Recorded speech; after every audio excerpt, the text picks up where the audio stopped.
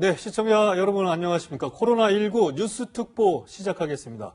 먼저 이 시각 속보부터 알아보겠습니다. 코로나19 확진자가 오늘 오전 하루 만에 142명이나 추가 발생했습니다. 국내 총 확진자 수는 346명으로 늘었는데요. 정책사회부 취재기자 연결합니다. 김단비 기자, 밤사이 확진자가 또 늘었군요. 네, 그렇습니다. 하루 만에 142명이 추가로 확진 판정을 받았습니다. 지역적으로 보면 대구에서 24명의 추가 확진자가 나왔고 부산과 경기, 광주와 세종에서 한 명씩 확진 판정을 받았습니다. 142명 중 38명은 31번 환자가 다녀간 신천지 대구교회와 관련인데요. 이 교회와 관련된 확진자는 총 182명입니다. 교인들을 중심으로 코로나19가 전국적으로 확산되는 모양새입니다. 추가 확진자 가운데 92명은 첫 사망자가 나온 청도 대남병원과 관련 있는 걸로 확인됐습니다. 어제 저녁 추가 사망자도 나왔습니다. 청도 대남병원에 입원 중이던 50대 여성입니다. 폐렴이 악화돼 부산대병원으로 옮겨졌지만 1시간 만에 숨졌습니다. 보건당국은 이 여성의 정확한 사망 원인을 조사하고 있습니다. 네, 이제 부산은 물론이고 강원도, 세종까지 확진자가 나왔는데 정말 전국에서 코로나19 확진자가 안 나온 곳이 없는 것 같습니다. 네, 강원 춘천과 대전, 세종시에서 처음으로 코로나19 확진자가 나왔습니다. 강원도 확진자 2명은 지난 16일 신천지 대구교회를 방문했던 사실이 확인됐습니다. 대전 확진자는 최근 대구를 여행했는데 자가 격리 중 외출을 자주 했던 것으로 확인돼 방역당국에 비상이 걸렸습니다. 세종시 확진자는 30대 남성입니다. 어제 오후 보건소를 찾아 최근 대구를 방문한 적이 있다며 검사를 의뢰했는데요. 신천지와의 연관성은 아직 확인되지 않고 있습니다. 지금까지 정책사회부에서 전해드렸습니다. 세계보건기구 WHO가 일본 크루즈선을 제외하면 중국의 지역에서 한국이 코로나19 확진자 수가 가장 많다고 우려했습니다. 감염 경로 파악을 위해 한국 정부와 긴밀히 협력하고 있으며 지역사회 전염을 대비해야 한다고 밝혔습니다. 한편 중국에 파견된 WHO 국제조사팀은 코로나19 발원지 우한으로 이동해 원인 조사에 나섭니다. 네, 이 시각 현재 신천지와 관련한 확진자만 180명이 넘어섰는데요. 정부와 지자체의 대응이 신천지로 집중되고 있습니다. 문재인 대통령이 직접 조사하라는 지시까지 내렸고 서울시장과 경기도지사도 신천지 교회를 폐쇄했습니다. 신선미 기자입니다. 신천지 교회 곳곳에서 소독 작업이 한창입니다. 서울시가 신천지 교회를 폐쇄 조치하고 방역에 나선 겁니다. 밀접 접촉 공간인 신천지 교회 예배라든지 집회에 대해서 특단의 조치를 취할 필요가 있다고 판단이 됐습니다. 서울시는 안전이 확인돼 정상적인 예배가 가능해질 때까지 신천지 교회 4곳을 모두 폐쇄하겠다고 밝혔습니다. 신천지 총회본부가 있는 경기도도 마찬가지입니다. 이재명 경기지사는 도내 17곳의 신천지 교회를 폐쇄하고 모든 집회와 봉사활동을 중단하라고 요구했습니다. 수원에 있는 신천지 교회입니다. 이렇게 문을 잠가놓고 신도들의 출입을 금지하고 있습니다. 경기도는 알려지지 않은 신천지 관련 시설에 대해 제보도 받고 있습니다. 소규모 모임 장소까지 찾아내 방역 범위를 늘리기 위해서입니다. 신천지의 협조가 이루어지지 않을 경우 강제 시설 봉쇄와 같은 행정명령도 고려하고 있습니다. 확진자가 이어지는 광주시도 전수조사에 나섰습니다. 교인 전수조사를 실시하고 5개 구청별로 1:1 관리에 들어가겠습니다. 문재인 대통령도 신천지 대구교회와 청도 대남병원 장례식 참석자에 대해 철저한 조사를 지시했습니다. 채널A 뉴스 신선미입니다. 네, 전국적으로 신천지 모임을 통해 확진자가 확산되고 있다는 정황이 나오고 있는데요. 이 때문에 교단에서도 자체적으로 예배와 모임을 금지했다고 알려지고 있습니다. 하지만 그런 지침이 내려진 당일 서울 잠실에서 은밀히 포교 활동이 진행됐다는 제보가 들어왔습니다. 이은우 기자입니다. 지난 18일 저녁 10시 30분 건물 7층에만 불이 밝혀져 있습니다. 서울 잠실에 있는 이곳은 신천지 전도 장소로 지목된 곳입니다.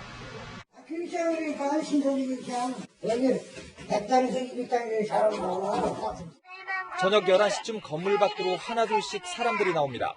신축사비 6만 원, 무료 성경 공부, 사일이 신천지입니다. 왜 종교 사기 집단에 섞어 삽니까? 이 영상을 찍은 사람은 자신의 딸이 5년 전 신천지 신도가 된 뒤 사라졌다고 주장하는 이모 씨입니다. 신천지 측은 지난 18일 오전 코로나19 때문에 자체적인 모임 금지령을 공개적으로 내렸고 언론에도 보도됐습니다. 하지만 이 씨가 이날 밤 직접 확인하러 가보니 전도 활동은 그대로 진행되고 있었다는 겁니다. 얘네들이 진짜 수업을 안 하나? 제가 저녁때 가본 거죠.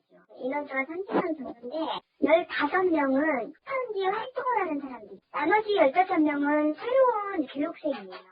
18일 이후에도 사람들이 왔어요. 18일에도. 그러나지. 사실 확인을 위해 찾아갔지만 명패도 걸려있지 않고 문을 두드려도 답이 없었습니다. 제보자 이 씨는 지침 당일 이런 모임이 다른 전국 어딘가에서도 이루어졌을 가능성이 있다고 주장합니다. 교육센터가 몇 회예요. 다른 센터에서 다 했다는 소리 있죠. 걔네들은 일사불란하게 명령에 딱 복종하는 단체이기 때문에. 채널A 뉴스 이윤우입니다. 네, 이번엔 서울 소식입니다. 종로에서 어디서 감염됐는지 알 수 없는 확진자들이 계속 나왔는데요. 실마리가 풀렸습니다. 종로 노인종합복지관에서 함께 식사를 한 사람들이 집단으로 감염된 건데요. 우현기 기자가 설명해드립니다. 서울 종로구 숭인동에 살던 82살 남성이 코로나19 확진 판정을 받은 건 지난 16일. 함께 사는 아내도 감염됐습니다. 노부부는 나란히 29번과 30번 환자가 됐습니다. 하지만 감염 경로는 깜깜이었습니다. 앞선 환자들과 접촉하지도 않았고 해외여행 이력도 없었기 때문입니다. 미스터리로 남을 뻔한 감염 경로는 83번 환자의 등장으로 파악됐습니다.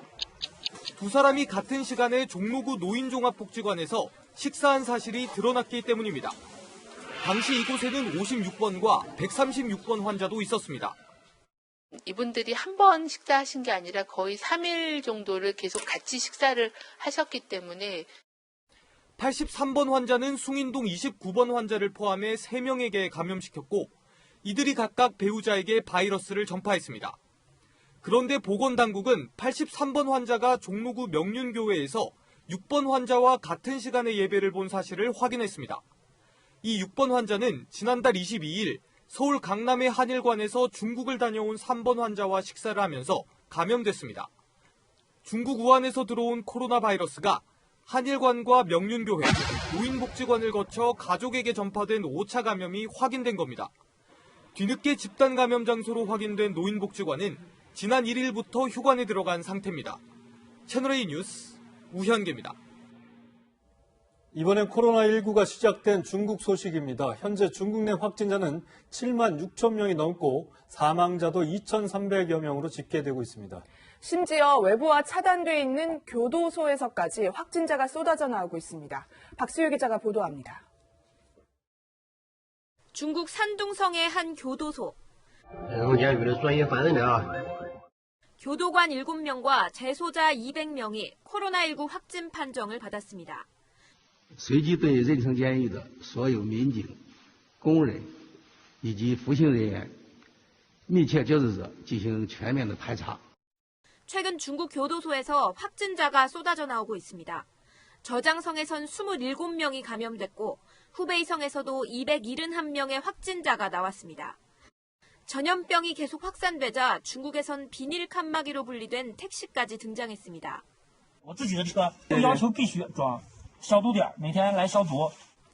중국의 한 차량 업체가 170억 원을 들여 운전석과 승객석을 차단하는 비닐 칸막이를 설치한 겁니다.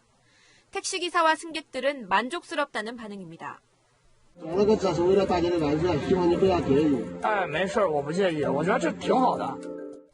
전염병 발원지인 우한시는 모든 주민에 대해 하루 2번 발열 측정을 의무화했습니다. 시민들에 대한 전수조사를 마친 뒤 추가 확산을 막기 위해 통제를 더욱 강화하고 있는 겁니다. 채널A 뉴스 박수입니다.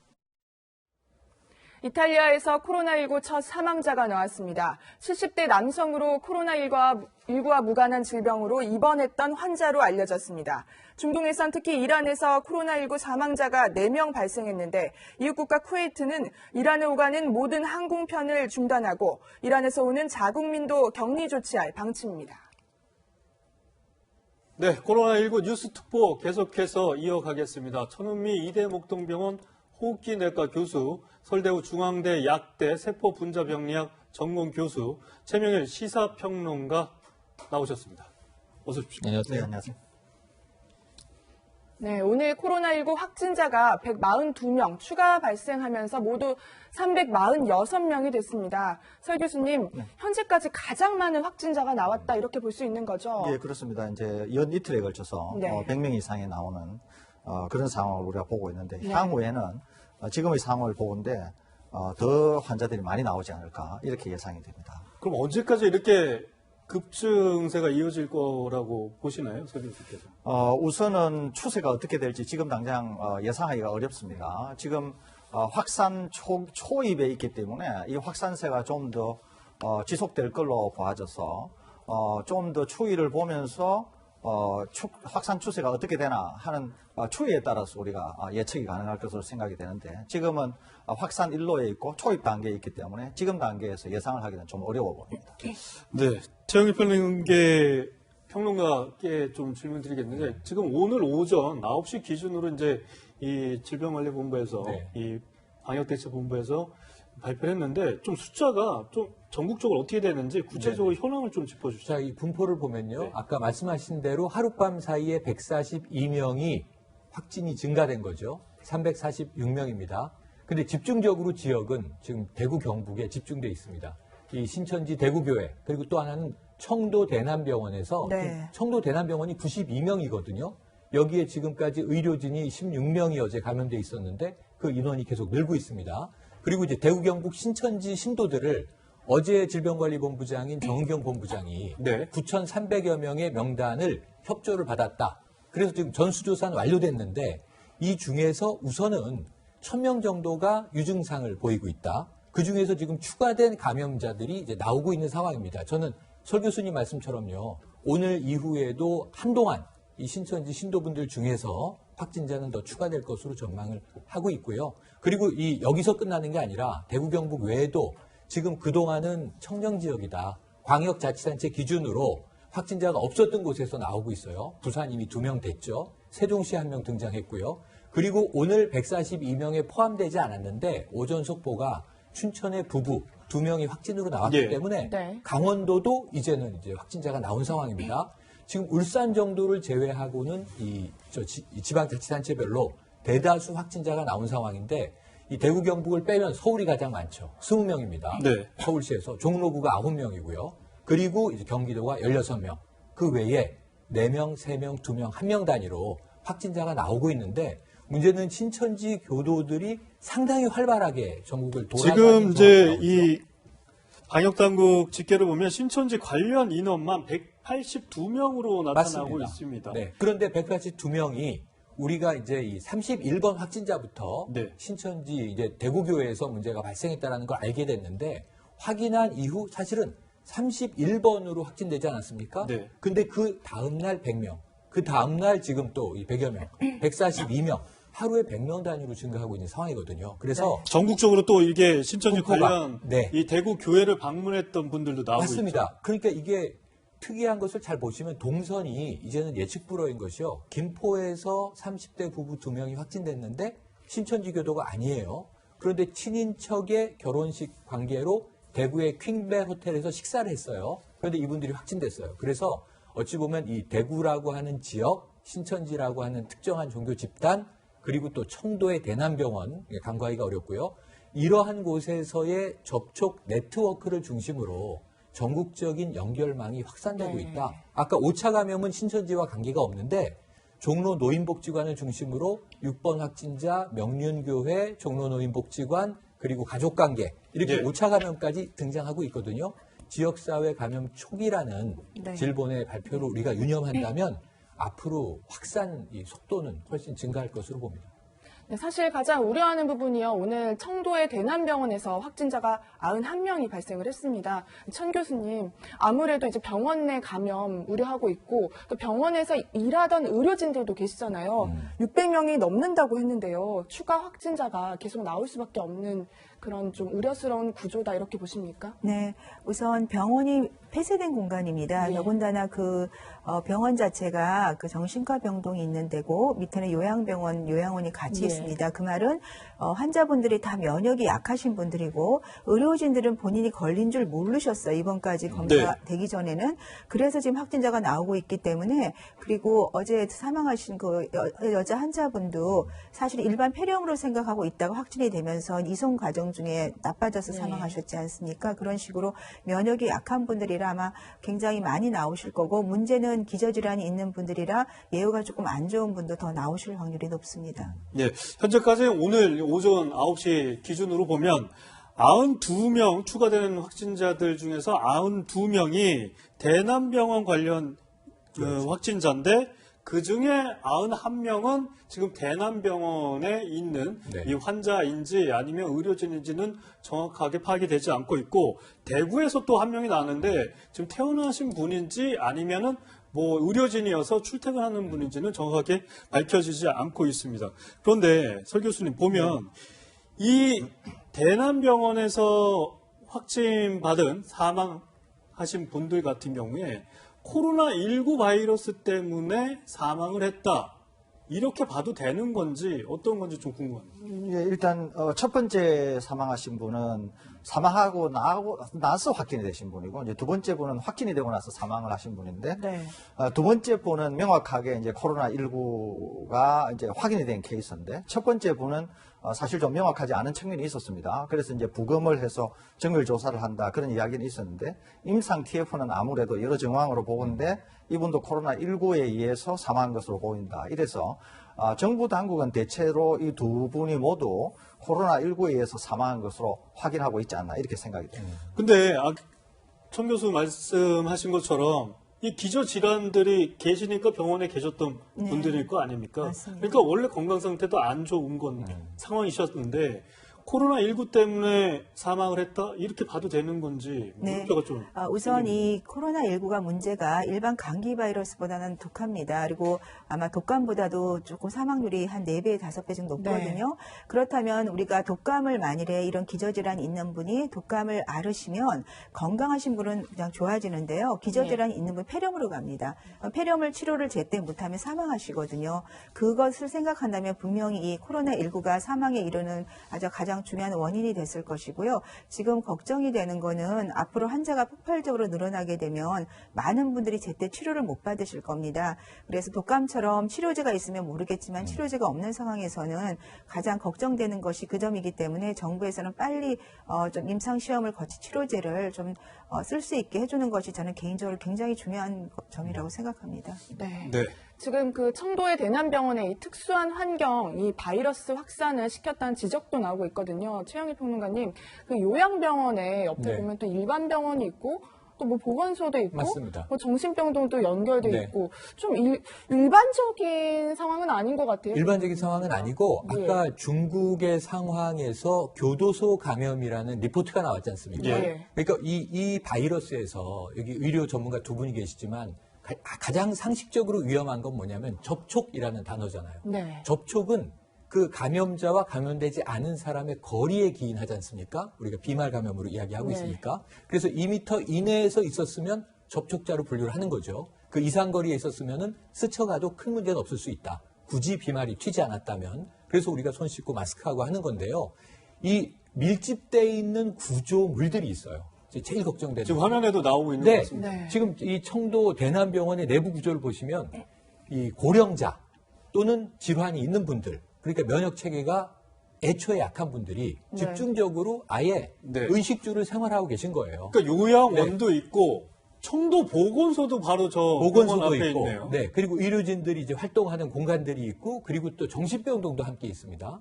정신병동도 지금 문제가 있어 보이는데 네. 지금 저렇게 밀집된 구조가 저걸 조금 확대하면 최근에 우리 저 군인들 감염됐잖아요. 예. 군도 지금 휴가, 외출, 외박, 면회, 오늘부터 다 금지입니다. 왜냐하면 밀집 구조잖아요. 학교는 다 대구 지역은 일단 일주일 개학 연기입니다. 네. 800여 개 초중고 특수학교 유치원. 이 이유도 학생들이 하루 종일 한 교실에 모여있기 때문에 한 명 감염되면 유치원 부모들은 아이들이 다 전염되는 거 잘 알고 있잖아요. 그래서 우선 제일 중요한 것은 접촉을 차단하는 일이고 그걸 우리가 격리라고 부르는데 네. 적어도 최대한 외출이나 사람들이 많은 공간을 가는 건 자제해야 될 것 같고요. 대표적으로 신천지 교회 예배 또는 신천지만 아닙니다. 이번 주말부터 대체로 좀 종교 행사, 종교 활동은 멈추는 것이 좋겠다라는 권고도 이미 나와 있습니다. 그러니까 지금 앞서 보신 그 대남병원과 주변의 그 연관성 그래픽을 다시 한번 좀 봤으면 좋겠는데요. 현재 제가 다시 한번 이 부분을 설명해 드리면 군에서 이제 만든 청도 노인요양병원이 네. 또 있고요. 대남병원, 그리고 일반 병동이 있고 정신병동이 같이 있습니다. 여기 바로 앞에 청도 군 보건소가 있고 바로 옆에는 또 요양원이라는 맞습니다. 종합시설이 있습니다. 그런데 이 곳들이 같은 통로를, 이 복도를 사용하다 보니까 의료진 환자들이 같이 겹치는 경우가 많이 있었기 때문에 일각에서는 지금 일본의 이 크루즈 네. 선처럼 이 한 번에 청도에 있는 이 병원이, 대남병원이 그런 사태를 맞이하는 거 아니냐, 이런 우려적 섞인 시선들이 나오는 것 같습니다. 서 교수님께 좀 여쭤보고 싶은 게, 그래서 나오는 얘기가 이 청도 대남병원에 어떻게 코로나19 바이러스가 전파가 됐는지, 여기에 대해서 이제 방역당국의 착고로 있는 셈인데, 현재 이런 얘기가 나오고 있습니다. 이달 초, 그러니까 지난달 말 이달 초에 이만희 신천지 예수교 총회장의 친형이 여기서 장례식이 있었다. 장례가 있었다. 이게 직접적인 간염 전파 경로가 아니냐. 아직까지 확인된 건 아닙니다. 물음표를 가지고 있는 부분인데, 서 교수께서는 어떻게 보십니까? 뭐 가능성은 있다고 보는데, 저는 이 가능성보다는 네. 오히려 이제 지금 청도 지역이 이 신천지와 이제 밀접한 관계가 있고, 이제 신천지 교회에서 이 청도 대남병원에 여러 봉사활동을 많이 했던 것으로 알려져 있습니다. 또 1차적으로 환자가 생긴 곳은 폐쇄병동에서 환자가 먼저 생겼어요. 네. 그러니까 이제 보통의 사람들이 출입을 할 수 있는 그런 곳이 아닌 곳에 환자가 먼저 생겼습니다. 그러니까 이런 여러 가지 정황을 보면 제 생각으로는 신천지 쪽의 어떤 봉사활동을 통해서 대남병원의 의료진이 먼저 감염이 되고, 예. 폐쇄병동을 출입이 가능한 의료진을 통해서 의료진이 이제 감염이 된 상태를 모르는 거죠. 그런 상태에서 감염이 일어났고, 그래서 내부에서 감염 확산이 일어난 게 아닌가 이렇게 생각이 되고, 우려하는 점은 이게 지금 이제 크루즈선 같이 전체가 통로를 같이 쓰고 폐쇄되고 밀폐된 공간이다 보니까 지금 오늘 본 것처럼 대량의 이런 전파가 일어났는데, 향후에도 더 대량의 전파가 일어날 것으로 예상이 되어서 상당히 지금 주의를 기울여야 되지 않을까 생각이 되고, 지금 이 대남병원은 완전히 격리 조치를 한다고 하더라도 일본의 크루즈선에서 보는 것과 같은 유사 상황이 일어날 가능성이 있기 때문에 일본 크루즈선에서 일본 당국이 대응하지 못했던 점을 면밀히 분석해서 우리가 대응을 해야 되지 않을까. 그래야 조금이라도 희생을 줄일 수 있을 것으로 생각합니다. 청 교수께 좀 여쭤볼게요. 청 교수님, 보면 지금 사실상 이 현재 한 600여 명이 지금 이 대남병원에 격리되어 있는 상황인 거죠. 지금도 보면 100명이 넘게 확진자가 현재 오전 기준으로 나왔는데, 이렇게 되면 환자는 계속해서 서 교수께서도 말씀하셨지만 계속 확진자가 나올 테고, 그렇다면 치료제도 없는 상황이고 격리 병동도 없어서 부산까지 지금 확진자 이송하다가 사망자가 발생했단 말이죠. 이거 어떻게 대처해야 됩니까? 정말 좀 많이 어렵습니다. 사실 크루즈보다 더 문제가 될 수 있는 것이요. 크루즈는 밀폐된 공간에 그분들만 계속 계셨어요. 그런데 이 병원에서는 걔는 의료진들이라든지 그런 분들 거의 300명이거든요. 그분들이 집으로 다 갔다 왔다 하시잖아요. 그럼 그 가족들이나 그 행동 반경에 또 다 노출이 거의 한 달간 모르고 계셨어요. 이 31번 환자가 생기기 전에는 이분들은 본인이 병에 걸렸을 거라는 생각을 전혀 못 하셨거든요. 한 달간의 그 시간 동안 얼마나 많은 분들이 주변에서 감염이 됐을지 그게 사실은 너무 걱정이고요. 네. 말씀하신 대로 지금 치료약이 없습니다. 그래서 증상이 경미한 분도 굉장히 많아서 뭐 앓고 지나가시는 분들 있겠지만 여기 병원에 계신 분들은 아마 검사를 하면 앞으로도 계속 나오실 거고요. 그러면 이분들을 격리병상이 없어 치료를 못한다. 지금은 이제 경증, 중증으로 나눠서 경증 환자들은 그냥 일반 병동을 조금 폐쇄식으로 해서 치료를 하면서 경과를 보고 중증 환자가 생기면 격리병상으로 옮기고 이런 네. 식으로 해야 되는데 문제는 그렇게도 아주 엄청 많이 부족할 겁니다. 병상이. 그래서 네. 국가적으로 지금 하여튼 외부 차단을 좀 시켜주시고 네. 그리고 조금 병이 중해지기 전에 타 지역으로라도 병상이 있는 쪽으로 이전하는 방식을 해야 될 것 같습니다. 네. 네, 아까도 이제 신천지 그 장례식장 관련 얘기를 했었는데요. 이제 교인들이 그 장례식장에 참석한 것이 알려지면서 최영희 평론가님 네. 아무래도 감염 경로로 좀 지목이 좀 됐었잖아요. 네, 맞습니다. 그런데 이제 신천지 측은 그 의혹에 대해서 반박을 하고 조만간 또 기자회견을 열 예정이라고 하더라고요. 제 생각엔 이게 굉장히 비생산적인 대립구도입니다. 네. 이게 정은경 질병관리본부장이 소통이 잘 되고 있다. 처음에는 신천지 교회 쪽에서도 굉장히 방어적이었을 수밖에 없을 것 같아요. 우리가 뭐 바이러스를 뿌린 원상이냐. 그런데 지금 중요한 거는 과학적인 대처이지 않습니까? 네. 지금 뭐 종교의 내용을 가지고 우리가 갈등을 야기하는 게 아니고요. 밀집 구조가 문제라는 겁니다. 그리고 거기에 하필 감염자가 있었고 네. 바이러스가 이제 퍼져나가는 역할을 했기 때문에 그 부분에 있어서만 협조하면 전 다른 문제 없다고 봅니다. 그러면 과연 우리가 제일 걱정했던 게 인천공항이었잖아요. 예, 예. 처음에 1단계에서 방역할 때 30명 확진자 중에는 절반 정도는 우한을 방문했던 여행력이 있는 분들이었고 네. 그다음에 2차, 3차 감염이 가족, 식사 같이 한 지인 이걸 우리가 다 추적하고 있었는데 31번부터는 동선 추적이 의미가 없을 정도로 폭증하고 있는 거예요. 그렇죠. 예. 그렇다면 처음에 발원지가 어디냐? 31번이 문제가 아니라 대구 신천지 교회에서 다발적으로 퍼졌으니까 그 진원을 찾는 것도 상당한 의미가 있는데 지금 두 덩어리의 큰 크루즈가 있어요. 하나는 대구 신천지 교회가 크루즈고요. 또 하나는 지금 폐쇄되어 있는 대남병원이 크루즈예요. 네. 그러니까 이 두 군데서 지금 100명 이상씩의 확진자가 나온 겁니다. 그래서 그 원인을 과학적으로 추적하는데 신천지 교회 쪽이 기자회견보다는 조금 협조적인 부분, 방역의 의미에서 이걸 좀 해주기 지금 원하고 화면에도 나오고 있는데 네. 지금 대구시가 9,300여 명 넘게 이 신천지 교인들을 대상으로 조사를 했는데 완료됐죠. 의심 증세를 보인 분들이 1,200명이 넘습니다. 네. 그리고 이 가운데 712분이죠. 연락이 되지 않고 있어서 사실 이분들이 어디에 어떻게 생활을 하고 계시고 증세가 어떻게 나오는지 빨리 알려주셔야지만 이 대구 지역, 경북 지역 전국적으로 확산되고 있는 코로나19 바이러스 확산세가 그나마 사전에 예방할 수 있는 부분이 아닌가 생각이 지금 되고 말씀하신 있습니다. 거에 잠깐 보태면 저기 중요한 대목이 대구 신천지 관련 확진자가 180여 명인데 346명 중에 이 대남병원, 청도 대남병원 확진자가 108명이란 말이에요.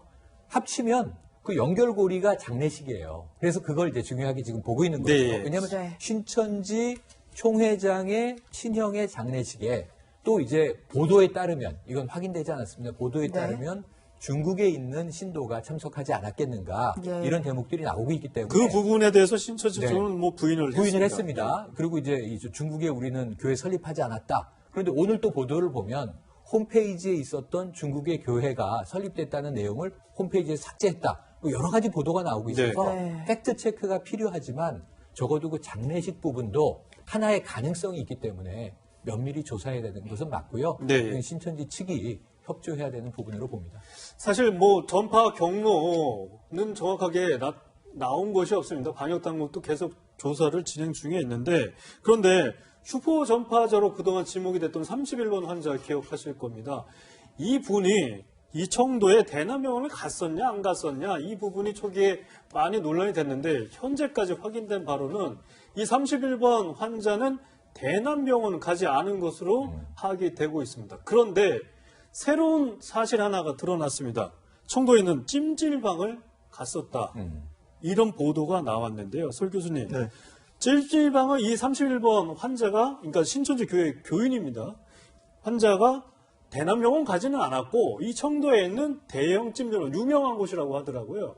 여기를 갔었고 또 하나 새로운 사실은 대구에 있는 목욕탕도 간 적이 있었다. 그런데 저희가 기억하기에는 초기에 이게 사우나나 목욕탕 같은 경우에 바이러스가 더 증식을 활발히 할 수 있어서 이 확산이 더 잘 되는 곳이 아니냐 이런 얘기도 있었잖아요. 충분히 가능합니다. 우선은 지금 이제 우리가 슈퍼 전파자라고 하는 용어를 잘 쓰지는 않습니다. 왜 그러냐면 이제 낙인 효과도 있고 여러 가지 부작용이 있어서 쓰지는 않는데 그래도 의료 현장에서 슈퍼 전파자를 쓰는 이유가 이제 관리적 측면 또 그분으로 인해서 퍼질 수 있는 위험을 미리 인지하고 대처한다고 하는 측면에서 이제 주 슈퍼 전파자 또는 슈퍼 이런 용어를 쓰게 되는데요.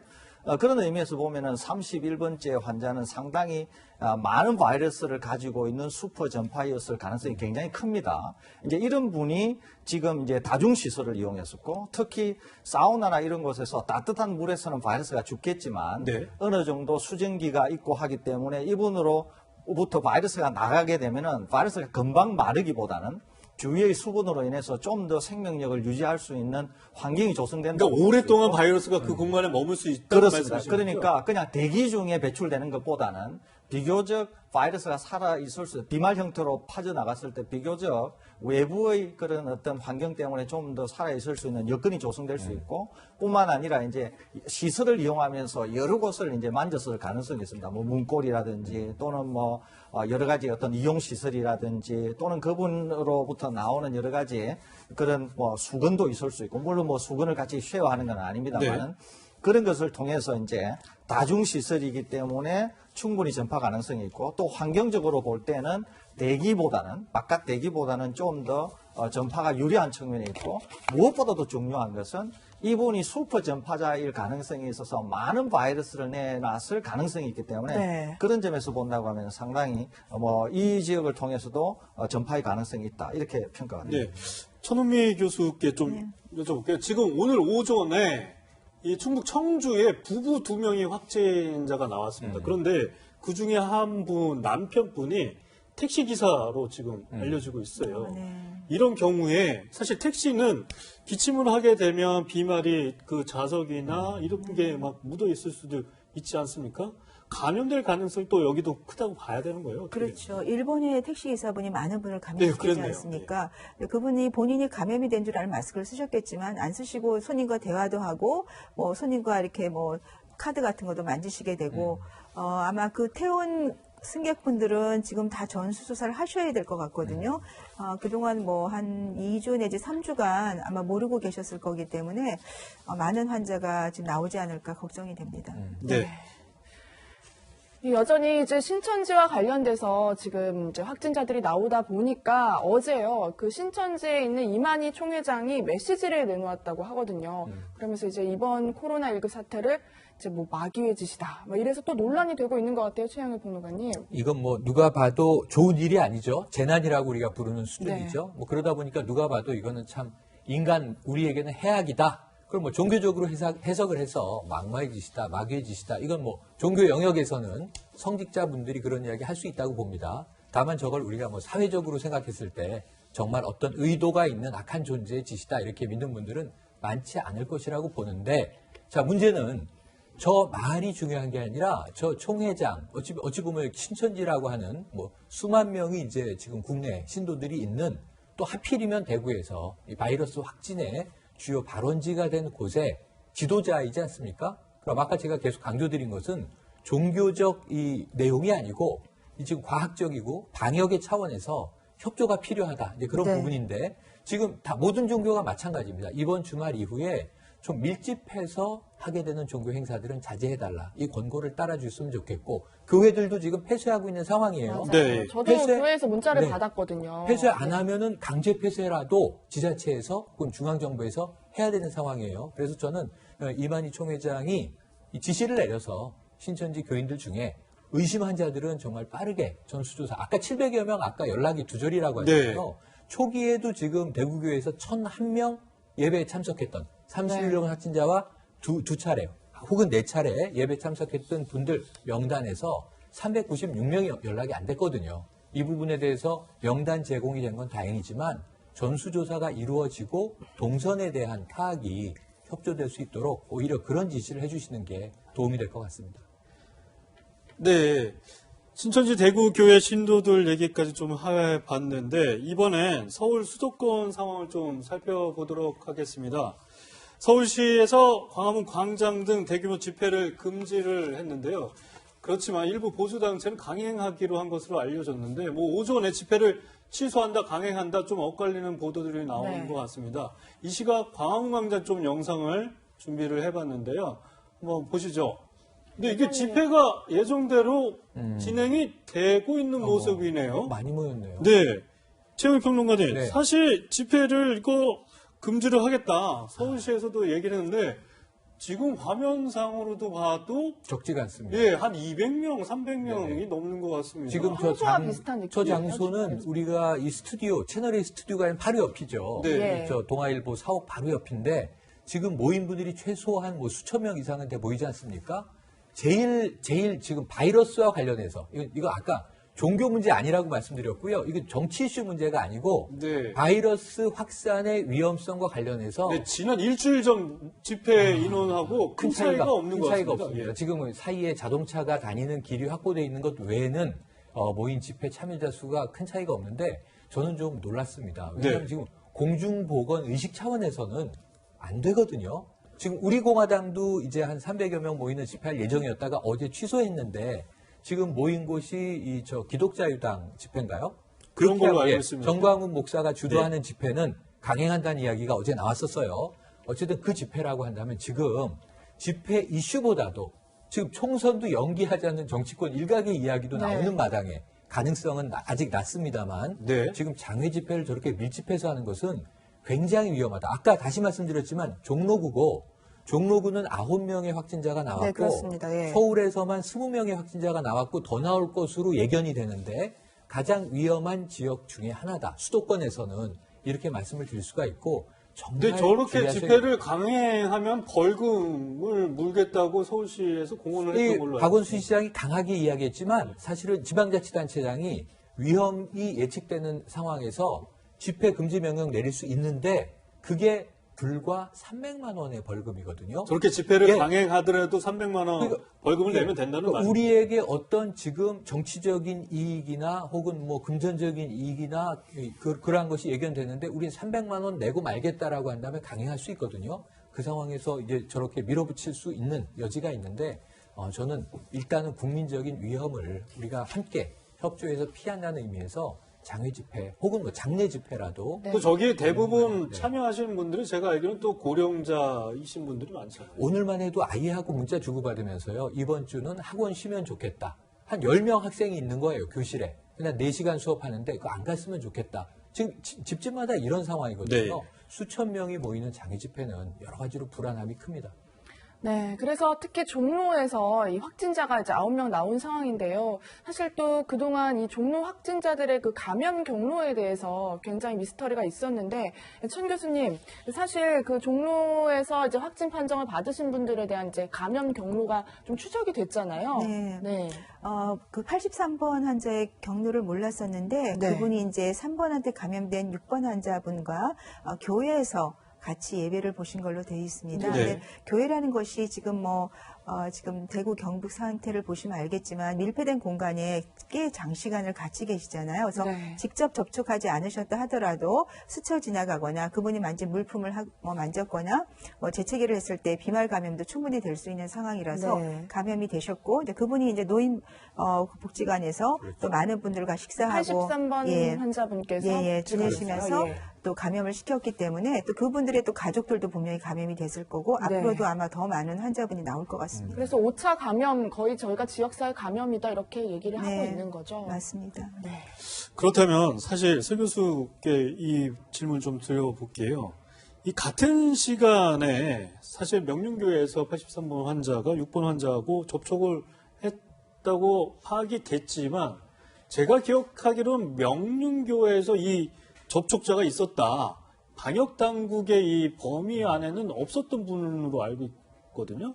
그렇게 되면 사실 방역의 동선에 대해서도 구멍이 뚫린 셈이고 빨리 어떻게 접촉자를 구분했기 때문에 이런 이 부분까지 허술하게 됐는지 이런 것도 굉장히 숙제로 남는 것 같습니다. 이제 사실 허술한 측면이 있지만 또 막상 역학조사를 하는 분들의 고충도 있긴 합니다. 왜냐하면 역학조사라고 하는 게 일단은 그 확진된 환자의 진술에 전적으로 의존하는 바가 있거든요. 이제 거기에다가 추가로 이제 IT 정보나 그다음에 뭐 신용카드 사용 내역이나 이런 거가 첨부가 되면서 네. 좀 더 정밀해지고 정확해지는 것인데 그러다 보니까 이제 본인 진술이 명확하지 않다 그러면 기본적으로 뭐 어떻게 할 수 있는 방법이 사실상 없습니다. 이제 네. 그런 점에서 보면은 역학조사가 굉장히 중요하면서도 또 한편으로는 또 빠질 수 있는 항목이 있는데 이제 그래서 아마 역학조사가 얼핏 보기는 부실해 보이지만 바로 그런 점에서 약간의 문제가 있어서 이 29번째 환자의 고리를 못 찾아서 상당히 고생을 한 게 아닌가 이렇게 생각이 되거든요. 지금 이제 역학조사가 이렇게 나왔다고 해도 이것마저도 사실 정말 그런가 하는 거는 아직 뭐 우리가 사실은 알 수 없습니다. 그런데 더 중요한 것은 뭐냐 하면은 네. 이렇게 고리를 찾느냐 아니면 5차 감염자까지 나왔느냐 하는 것은 지역사회 감염이 빈도와 규모에 있어서 이렇게 커져버리고 나면 사실상 이제 아무런 의미가 없습니다. 이게. 사실 제가 굉장히 궁금했던 게요. 최근에 중국 당국이 그 에어로졸이라고 해서 공기 중 전파가 가능할 수 있다라고 처음 이제 인정을 했거든요. 사실 그래서 이렇게 전혀 뭐 접촉 관계가 없을 것 같았던 6번이나 83번이 뭐 화장실이라던가 이런 공간에서 혹여나 이런 뭐 공기 중 다른 그런 접촉으로 인해서 사실 코로나19가 전파됐을 가능성도 저희도 볼 수 있을까요? 가능성이 전혀 없다 이렇게 볼 수는 없는데요. 네. 가능성이 너무 낮습니다. 그렇게 보기에는. 그러려고 하면 매우 특별한 조건이 조성이 돼야 되거든요. 네. 어떤 조건이어야 하냐면은 환자 자신이 대량의 바이러스를 내놓을 수 있어야 됩니다. 그래서 매우 작은 입자라고 하더라도 남을 감염시킬 수 있을 정도의 대량의 바이러스를 가지고 있어야 되고 금방 말라버리는데 마르지 않을 정도의 작은 입자임에도 불구하고 대량의 바이러스를 가지고 있으려고 하면 네. 환자 자신이 굉장히 많은 바이러스를 배출할 수 있는 그런 조건이 돼야 됩니다. 또 다른 하나는 감염이 되는 전파가 되는 당사자인데 비교적 굉장히 면역력이 강하다고 하면 적은 바이러스에 노출되어서는 감염이 잘 안 된다고 볼 수 있거든요. 네. 그런데 전파를 당하는 사람이 기저질환을 갖고 있거나 고령이거나 그러면은 좀 적은 바이러스도 감염이 될 수 있지 않습니까? 그러면은 그런 사람인 경우에는 에어로졸 형태로 아주 작은 바이러스라고 해도 감염을 시킬 수 있는 영향력은 있다고 평가는 할 수 있거든요. 네. 그러니까 지금 이런 상황을 종합적으로 이해해야 되는데 오로지 에어로졸 전파가 되니까 무차별적으로 확산이 일어났을 거 아니냐 이렇게 평가하기보다는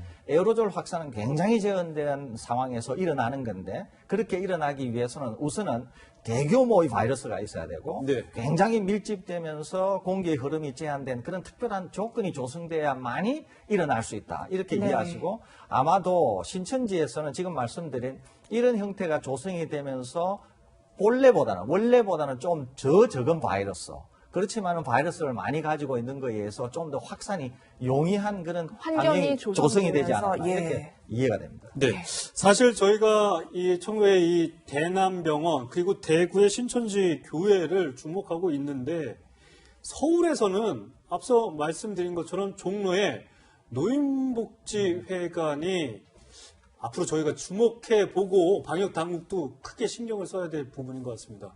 이 정은경 본부장의 얘기를 한번 들어보시겠습니다. 노인복지회관 관련해서는 이분들이 한 번 식사하신 게 아니라 거의 3일 정도를 계속 같이 식사를 하셨기 때문에 잠복기를 고려해서 1월 28일 이후에 어떤 노출력이 있을 걸로 그렇게 잠정 추정을 해서 저희가 집단 발병이라고 일단 판단을 하고 있는데 이 부분은 좀 더 전문가들과의 검토는 해볼 생각입니다.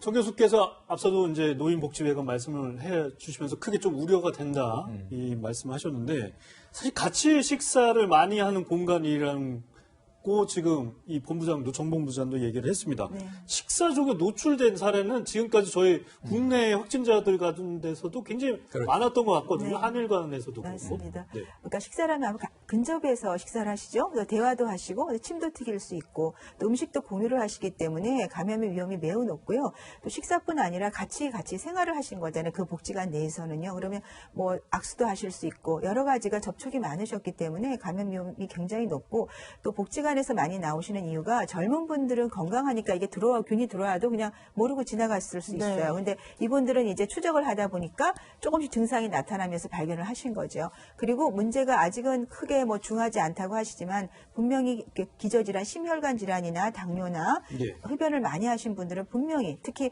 지금 이 코로나19의 가장 문제가 70대, 80대 분은 치사율이 굉장히 높습니다. 네, 그런 분에 대해서는 저희가 집중적으로 좀 빨리 치료를 하시는 것이 필요합니다. 그러니까 누가 다녀가셨는지 접촉자가 어떻게 되는지도 방역 당국에서 뭐 이게 여력이 되는 대로 이 종합복지관, 노인복지관 부분에서도 굉장히 철저하게 감시를 하시고 추적을 해 나가셔야 될 것 같고요.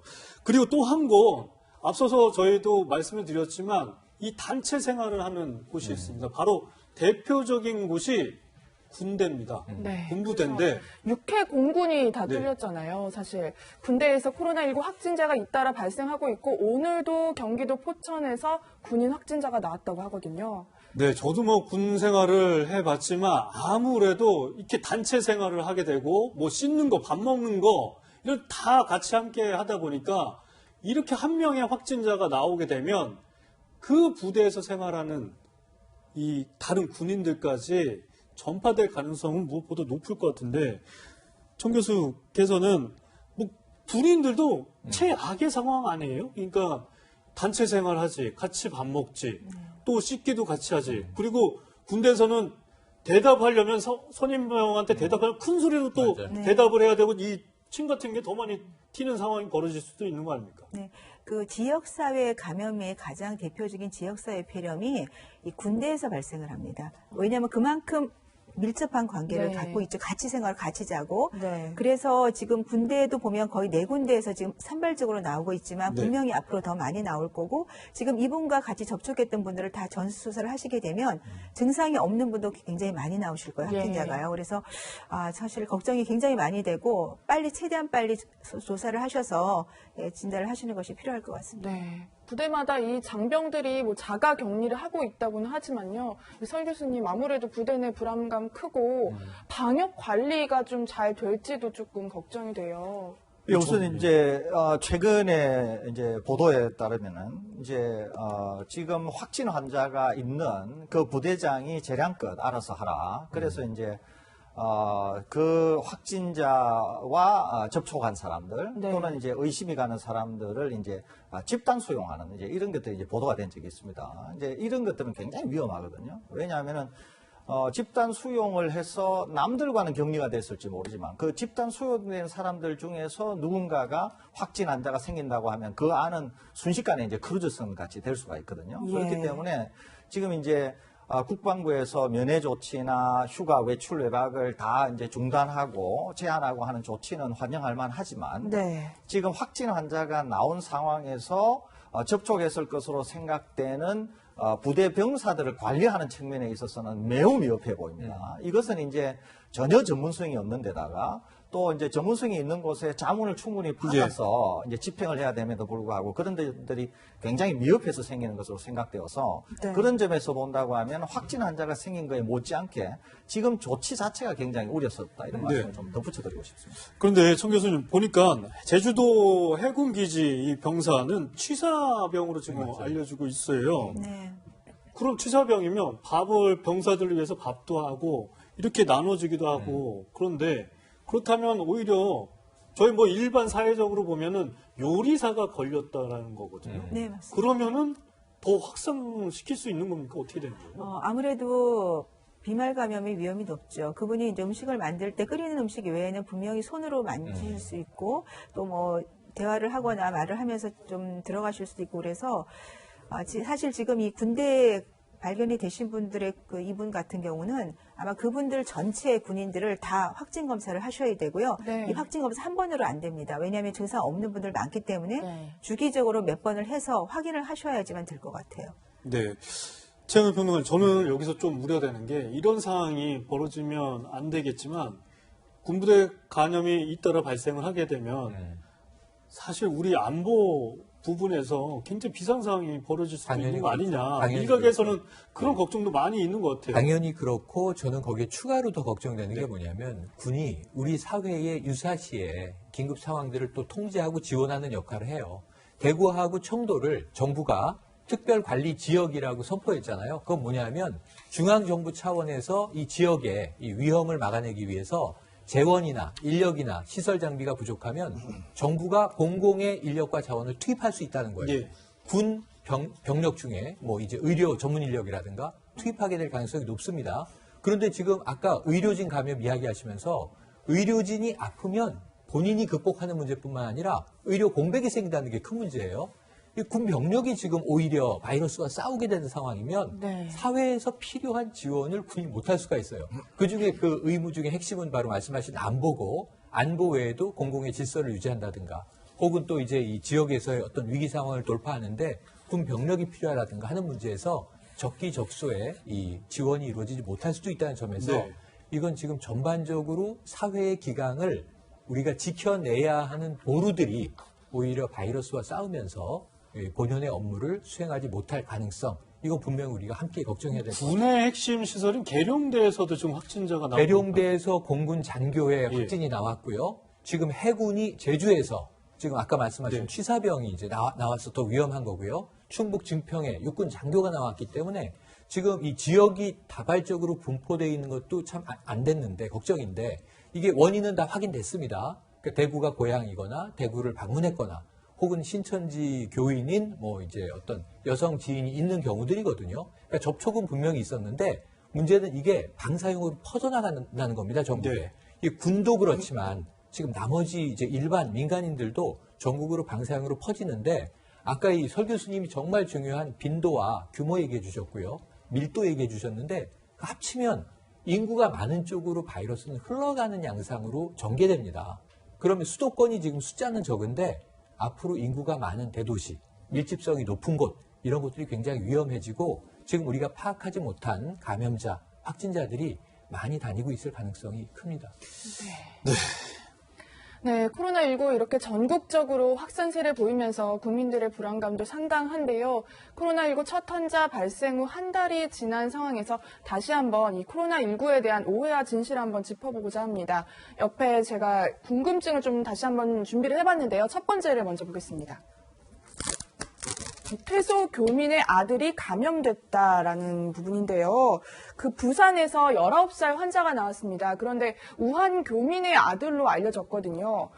환자의 아버지는 분명히 아산에서 2주간 격리 생활을 마치고 음성 판정을 받아 퇴소를 했는데 이 아들이 양성 반응이 나온 겁니다.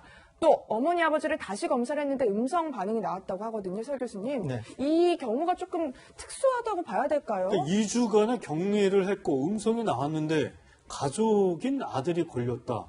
이거 어떻게 숙제를 풀어야 됩니까? 우선은 엄마 아빠는 음성이고 바이러스가 없는데 아들은 양성이니까 역학조사가 이제 심층적으로 이루어져야 되겠지만 아들이 엄마 아빠가 아닌 제3의 어떤 경로를 통해서 감염이 됐을 수 있는 가능성이 하나가 있어요. 우선은 그럴 가능성이 충분히 하나가 있고 다른 하나의 가능성은 뭐 전혀 지금 이거는 아주 가정인데 제가 이제 한번 우리 그 신속 진단 키트의 민감도에 대해서 제가 한번 지적을 한 적이 있습니다. 그래서 바이러스가 예를 들면은 있기만 하면 검출이 돼야 되는데 혹시 바이러스 양이 어느 정도 있음에도 불구하고 혹시 검출을 잘 못하는 거 아닌가라고 하는 제가 의혹을 약간 좀 걱정을 제기를 한 적이 있습니다. 만일에 이제 그렇다고 하면 지금 이분들이 약간의 바이러스를 가지고 있는데 검출이 안 됐고 그래서 그 바이러스가 어떤 이유인지는 모르지만 아들에게 감염이 됐을 수도 있는 이런 매우 이제 그런 이거는 상당한 가정인데요. 그럴 가정도 전혀 배제할 수 없기 때문에 당국에서 상당히 이 사태는 엄중하게 보고 있는 것 같고 첫째 하나는 이 아이가 다른 경로를 통해서 감염이 되는 상황 두 번째는 이 부모들이 여전히 음성이기는 하지만은 혹시 어떤 가능성 이거 두 개를 두고 아마 심층적으로 조사를 하고 있지 않나 이렇게 생각이 됩니다. 아직 뭐 이 미스터리를 정확하게 풀 수 있는 단서가 나오지 않아서 궁금증만 이게 증폭이 되고 있는 상황인데 청 교수님 해외에서도 그렇고 우리나라에서도 그런 것 같은데 이게 음성을 판정을 받았다가 양성이 나오는 경우도 있고 그리고 또 완치를 해서 다 이제 거주지로 돌아갔는데 다시 양성이 나온 상황도 있는 것 같고 이 바이러스에 감염이 됐고 완치가 됐는데 또 다시 바이러스에 걸릴 수도 있는 겁니까?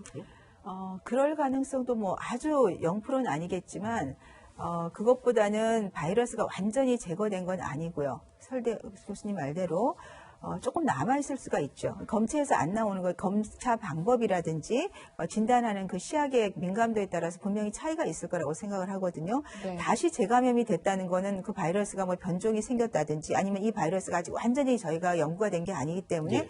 다시 몸에서 활성화가 될 수 있다면 그게 밝혀진다면은 밝혀지겠지만 지금으로서는 아마도 바이러스 양이 조금 남아있어서 다시 나온 게 아닌가 저는 그게 더 좀 맞다고 생각합니다. 그러면은 이 지금 코로나19 바이러스는 굉장히 조그만 양의 바이러스도 다른 사람을 감염시킬 수 있다. 이렇게 해석할 수도 있는 거예요. 그게 이제 증상이 없는 분이 분명히 감염된다는 건 이제 완전히 정립이 됐거든요. 그러니까 본인은 증상이 없지만 감염이 될 수가 있고 증상이 있어서 증상이 좋아진 다음에 본인이 증상이 없는데 바이러스가 굉장히 많이 나온다고 이미 연구에 돼 있습니다.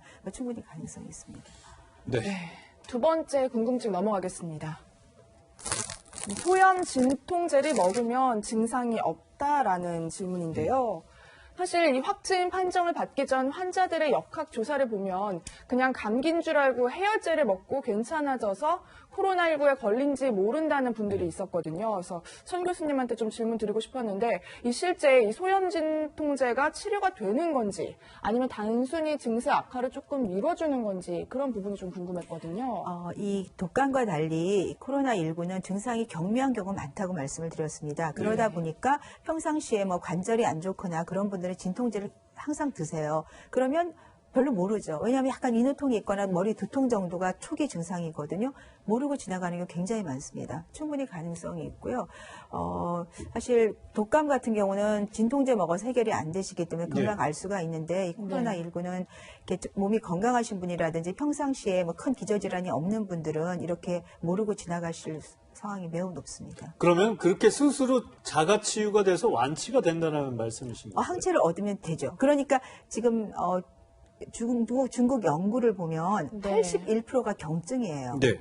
그 말은 그분들은 사실 확진자기 때문에 그래도 폐렴이 있는 분들인데 경증이면 그 나머지 훨씬 많은 분들은 거의 증상이 없거나 정말로 스쳐 지나가고 지금 나오신 확진자분들은 이미 다 대구라는 경북이라는 일정 지역을 지나오신 분들이 본인이 검사를 하신 거잖아요. 네. 그렇다면 지금 전체 우리나라에 많은 분들이 목이 아프다, 뭐 기침이 나는데 이런 데 다 검사를 하실 수가 없어요. 선별 진료소도 안 돼 저도 있고. 좀 요즘에 불안해요. 그렇죠. 저도 그래요. 그러다 보니 이런 분들이 모르고 다 앓고 지나가시는 거죠. 그래서 더 사실 위험한 거는 증상이 없거나 경미한 분들이 옆에 분을 감염시키고 근데 그 옆에 분들이 기저질환이 있는 고령자면 문제가 되는 거죠. 그런데 저는 반대로 좀 이런 생각을 해보게 되는데 그렇게 모르고 이렇게 지나가는 분들 굉장히 많으시잖아요. 네. 그렇게 전파는 되고 그러지만 아까 치사율 사망률 부분에 있어서는 그렇게 높은 편이 아니다. 그럼 결론적으로 코로나19 우리가 이렇게 민감하게 반응할 필요가 있을까라는 생각도 잠시 해보게 됩니다. 그렇지는 않습니다. 왜냐하면 독감은 우리가 타미프루라는 초기 약제가 있어서 조절이 되지만 이건 아직 치료제도 없어요. 예방약도 없죠.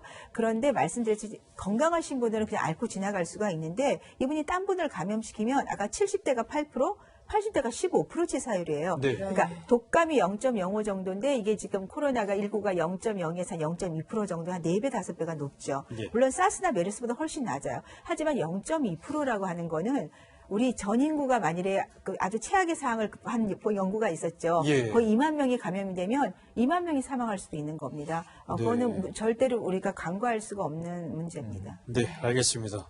네, 세 번째 궁금증 다시 보겠습니다. 확진자 위치에 도움이 될까라는 부분인데요. 사실 요즘 돌아다니기 너무 무섭다는 분들이 많으세요. 그래서 실시간 검색어를 보니까 코로나 있다 이 단어가 있길래 한번 보니까 사이트더라고요. 네. 최영일 평론가님도 알고 계시죠? 그럼요. 전 쓰고 있고요. 채널A 오기 전에 지금 채널A를 찍어봤습니다. 저희 주변에는 괜찮나요? 어떠냐? 지금 채널A는요. 건강조심. 그리고 13이라는 숫자가 있는데 위험도가 수치와 그다음에 칼라. 매우 위험, 빨간색, 삐뽀 하면서 가지 마세요 이렇게 뜨거든요. 그러니까 이게 좀 불안한 분들은 이걸 한번 찍어보시면 참고적인 도움은 돼요. 저희 지금 스튜디오 위치가 이 종로구여서 좀 그렇게 높게 상대적으로 나오는 그러니까 이게 그동안 확진자가 나왔던 사람들의 동선들, 사실은 시간이 흘러가면 하루 이틀 후에 방역이 끝나면 오히려 다녀간 곳이 더 깨끗하다는 얘기도 있어요. 근데 그거를 이제 우리가 이렇게만 볼 수는 없지만 참고적으로 확진자들이 어떤 동선에 있었는지와 거기서 다가 아니라 그곳을 다니는 사람들이 느끼는 점수 평가들이 빅데이터로 또 계속 축적이 돼요. 그러다 보니까 상당히 도움은 됩니다. 하지만 문제는 이게 앞으로 점점 데이터는 많이 축적돼서 정확도는 높아지겠지만 많은 부분들이 위험이 될 가능성이 있거든요. 그래서 제가 보기에는 또 코로나 실시간 상황판이라고 해외 우리나라 개발자 부부가 만드신 것도 있고 코로나 앱 경희대 대학생이 만든 것도 있고 고대 동아리가 만든 것도 있는데 참고하시면 불안을 조금 확인하는데 우리가 아침에 미세먼지 뭐 좋음인지 나쁨인지 찍어보고 나오지 않습니까? 그 정도의 참고는 될 것 같습니다. 서 교수님은 이게 도움이 될 거라고 국민들한테 좀 도움이 될 거라고 보십니까? 어떠세요? 저는 충분히 도움이 된다고 봅니다. 그리고 이제 정보 투명성이라고 하는 측면에서도 매우 중요하고요. 또 이제 개인이 어딘가를 갈 때 마스크를 꼭 착용해야 되겠다. 여기 가면 좀 특히 더 주의를 해야 그렇죠. 되겠다. 특히 주의를 해야 되다. 또는 내가 갈까 말까를 결정할 수도 있고요. 그렇기 때문에 저는 뭐 상당히 도움이 될 수 있다고 봅니다. 알겠습니다. 시청자분들도 많이 참고하시길 바라겠습니다. 네, 이제 마지막 질문 한번 가보겠습니다. 코로나19를 햇볕을 쬐면 예방할 수 있다? 라는 부분인데요. 저도 어제 SNS로 코로나19 예방법이라는 걸 받았는데요. 이 글 안에 코로나19를 예방하려면 햇볕을 쬐고 따뜻한 물을 많이 마시라고 써 있더라고요. 그런데 이제 의사협회가 이 글을 배포한 적도 없고 의학적 근거도 떨어진다 이렇게 얘기를 했거든요. 선 교수님도 혹시 보셨나요? 그 내용을? 근데 저는 저거 메시지 보고 그럴싸하더라고요. 그래서 뭐 감기도 저러니 따뜻한 물 마시고 그러면 더 좋고 또 햇볕도 쬐면 이렇게 이 멸균 효과 뭐 저희들이 일반적인 짧은 상식이지만 그런 게 있잖아요. 이제 예방을 완전히 할 수는 없죠. 저거는 일종의 약간 면역을 좀 올리고 따뜻한 물을 많이 먹으면 이제 점막이 건조하지 않아서 바이러스 침투를 좀 감소시킬 수 있다. 그런 일반적인 면역을 올리는 법이지 코로나19를 예방하는 법은 아닙니다. 네, 그건 오해를 안 하셨으면 좋겠습니다. 그러니까 일반적인 얘기지 뭐 코로나19. 근데 저렇게 하면 도움이 되긴 되는 거예요? 그렇죠. 따뜻한 햇빛을 많이 쬐다가 밖에서 이제 운동을 하거나 걷는 거잖아요. 등산을 하거나. 근데 그거는 모든 건강에 좋은 거고 바이러스 감염이 돼도 이겨낸 도움은 될 수 있습니다. 근데 여기 보면 목이 먼저 아프다. 그리고 코가 막히는 증상은 보통이고 마치 물에 빠지는 것처럼 느낌이 난다. 뭐 이런 증상은 맞는 거예요, 그럼? 이제 이 증상이 보통 감기니까 인후통이 좀 많이 오는 걸로 돼 있고 물에 빠지는 느낌이라고 하는 건 이제 굉장히 몸이 가라앉고 피곤하고 우리 감기 때 많이 겪는 그런 증상이라고 보시면 몸살 났을 때 일반적인 그러니까 일반적인 감기 증상을 저렇게 풀어서 했을 뿐이지 이게 딱 집어서 코로나19 예방을 할 수 있는 방법이다 이런 건 아니고 근데 저렇게 하면 또 좋은 거다. 뭐 이렇게 나쁘진 않습니다. 그렇죠. 저는 이제 저가 좀 다른 권고사항 봤었는데요, 서 교수님. 그 안에는 코로나19의 이 바이러스 입자가 굉장히 크다. 그래서 뭐 마스크로 뭐 당연히 걸러진다 뭐 이렇게 써 있던데 그 부분은 좀 어떠세요? 일단은 이제 대부분의 마스크가 우리가 통상적으로 사용하는 대부분의 마스크가 환자가 비말을 내뱉을 때 상당히 막아주는 효과는 있습니다. 그렇지만은 실제 바이러스 입자는 그 마스크를 통과를 해요. 사실은 통과를 하는데 이제 그렇게 통과를 하는 바이러스는 금방 물기를 잃어버려서 이제 죽어버리니까 감염력은 없다고 보겠죠. 근데 지금 우리가 지금 얘기하고 있는 이 중에서 일부 맞는 거는 있는데 상당 부분은 이제 틀린 내용들이 좀 있어요, 이게. 그러니까 뭐 물을 마시면 좋다 이런 거는 상당히 맞습니다. 이제 청 교수님 말씀하신 것처럼 이제 일부 맞는 이야기도 있는데 대부분은 또 틀린 이야기도 있고 이래서 아마 코로나19와 관련해서는 오히려 대한의사협회나 전문가들이 좀 권고하는 그런 사항을 따르는 게 낫지 이렇게 좀 근거가 미약하고 또 일부만 맞는 거를 가지고 그것을 확신하기에는 좀 주의를 기울여야 되시지 않을까 이렇게 생각이 듭니다. 네, 사실 이 코로나19가 전 세계적으로 확산이 되면서 굉장히 힘드시고 어려운 시기에 있으신 분들 정말 많으실 겁니다. 특히 중국에서도 이 사망자가 계속해서 나타나면서 응원의 메시지가 전 세계에서 이렇게 도착하고 있습니다. 유명 배우인 이영애 씨도 중국 국민들한테 메시지를 보냈습니다. 우선 이 화면 함께 보시겠습니다. 大家好，我是大长今李爱。 대장금에서 역병을 이겨낸 것처럼 중국도 반드시 이겨낼 거라고 믿습니다. 힘겹게 싸우고 계신 의료진과 중국 국민들 모든 분들에게 진심을 담아 따뜻한 위로와 응원을 보냅니다. 중국의 가장 가까운 친구이자 이웃으로서 한국인들은 도움의 손길을 내밀고 있습니다. 한국 기업 및 각계 인사들은 적극적으로 물자와 자금을 기부하고 있고 많은 시민들도 응원의 목소리를 높이고 있습니다.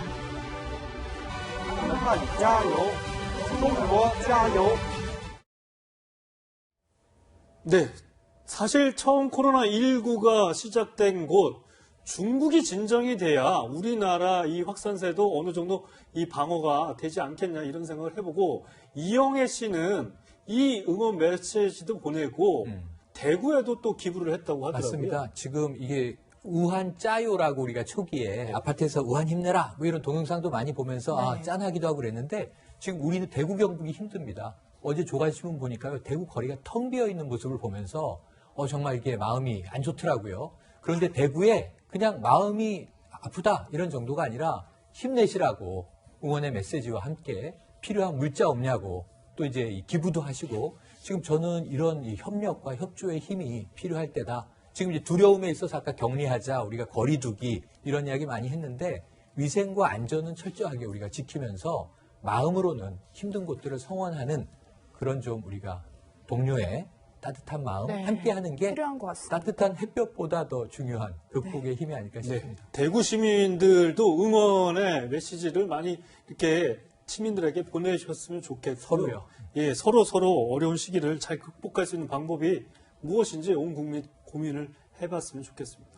네, 사실 지금 오늘도 너무 많은 추가 확진자가 쏟아지면서 이제 국가에서 어떤 식으로 대응해야 될지에 대한 부분들도 논란이 좀 있습니다. 설 교수님. 네. 코로나19의 대응 단계를 지금 경계에서 뭐 심각으로 올려야 한다 이런 부분에 대해서는 좀 어떻게 보세요? 네, 일부 전문가들도 이제 전문가들 내에서도 뭐 전 의견이 좀 엇갈리는 것 같은데요. 저만 하더라도 한 3일 전에는 정부의 조치가 뭐 양해되는 수준이다 이렇게 이해했었습니다. 그런데 이제 대규모의 환자가 나오면서 한 그제 정도부터는 심각 단계로 올려야 된다 이렇게 판단하고 있는데요.